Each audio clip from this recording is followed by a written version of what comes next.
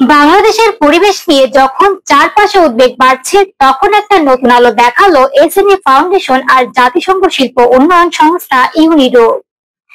ভেবে দেখুন তো, যদি উদ্যোক্তাদের হাত ধরে আমরা প্লাস্টিকের ব্যবহার কমাতে পারি, তাহলে কি সত্যি সম্ভব হবে পরিচ্ছন্ন আর টেকসই ভবিষ্যৎ গড়া? সম্প্রতি রাজধানীর আগারগাঁওয়ে পর্যটন ভবনের সম্মেলন কক্ষে শুরু হয়েছে এক বিশেষ প্রতিযোগিতা, প্লাস্টিকের ব্যবহার কমাতে ব্যবসায়িক পরিকল্পনা। এই প্রতিযোগিতা উদ্যোক্তাদের জন্য নতুন সম্ভাবনার দরজা খুলে দিচ্ছে।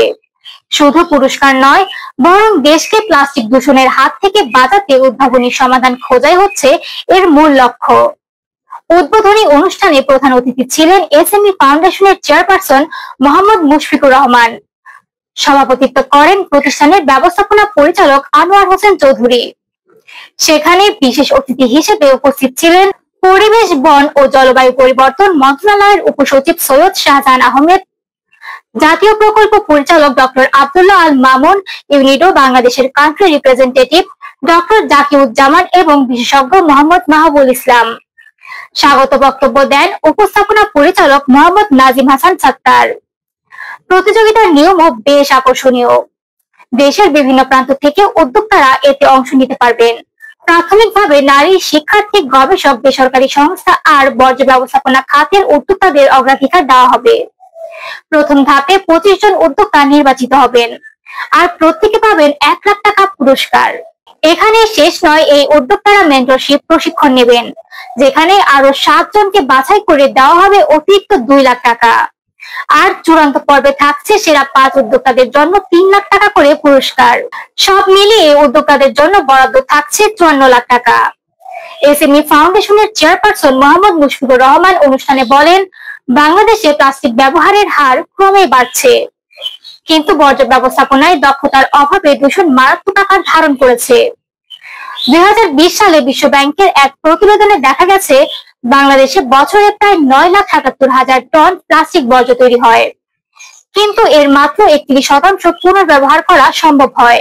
শুধু ঢাকাতে প্রতিদিন গড়ে 646 টন প্লাস্টিক বর্জ্য উৎপন্ন হয়, যার মধ্যে পুনর্ব্যবহার হয় মাত্র 37%। এই পরিস্থিতি বদলাতে সরকার জাতীয় কর্মপরিকল্পনায় 2030 সালের মধ্যে প্লাস্টিক ব্যবহারের অর্ধেক কমানোর লক্ষ্য নিয়েছে। এসএমই ফাউন্ডেশনের ব্যবস্থাপনা পরিচালক আনোয়ার হোসেন চৌধুরী আরো বলেন, দেশের অর্থনীতিকে শিল্প ভিত্তিক করতে উদ্যোক্তাদের সক্ষমতা বৃদ্ধি, প্রযুক্তি উন্নয়ন আর উৎপাদনশীলতা বাড়ানোর মতো কাজ ফাউন্ডেশন চালিয়ে যাচ্ছে। বর্তমানে বাংলাদেশের অর্থনীতিতে ক্ষুদ্র ও মাঝারি উদ্যোক্তাদের অবদান প্রায় 30%। প্রায় 1,18,00,000 শিল্প প্রতিষ্ঠানের 99% হলো ক্ষুদ্র ও মাঝারি শিল্প। অর্থাৎ এই খাতে লুকিয়ে আছে অর্থনীতির আসল শক্তি। তাহলে বুঝতেই পারছেন এই প্রতিযোগিতা কেন এত গুরুত্বপূর্ণ। আসলে উদ্যোক্তারা শুধু ব্যবসা গড়ে তুলছেন না, বরং তারা দেশকে একটি টেকসই ভবিষ্যতের পথে এগিয়ে নিচ্ছেন।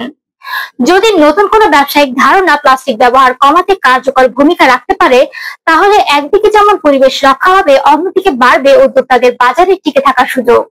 একজন তরুণ উদ্যোক্তা যদি বর্জ্য প্লাস্টিককে নতুন কোনো পণ্যে রূপান্তরিত করেন, অথবা কোনো শিক্ষার্থী যদি পরিবেশ বান্ধব বিকল্প প্যাকেজিং উদ্ভাবন করেন, সেটি শুধু ব্যক্তিগত ব্যবসার জন্য নয়, পুরো সমাজের জন্য বিশাল উপকার বয়ে আনবে।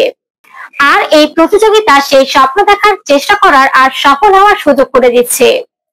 এমন উদ্যোগ শুধু উদ্যোক্তাদের আর্থিক সহায়তায় দিচ্ছে না, বরং তাদের ধারণাকে বাস্তবে রূপ দেওয়ার পথ দেখাচ্ছে।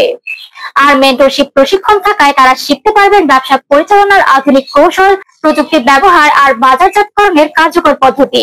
শেষ পর্যন্ত বলা যায়, প্লাস্টিক কমানোর এই প্রতিযোগিতা শুধু একটা পুরস্কার অনুষ্ঠান নয়, বরং এক ধরনের আন্দোলন, যেখানে তরুণ উদ্যোক্তা, গবেষক আর সমাজ সচেতন মানুষ একসাথে এগিয়ে আসবেন।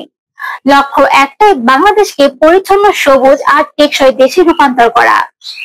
আমাদের আজকের আলোচনা এই পর্যন্তই। ভিডিওটি ভালো লেগে থাকলে অবশ্যই লাইক, শেয়ার এবং সাবস্ক্রাইব করে আমাদের সাথেই থাকবেন। ধন্যবাদ।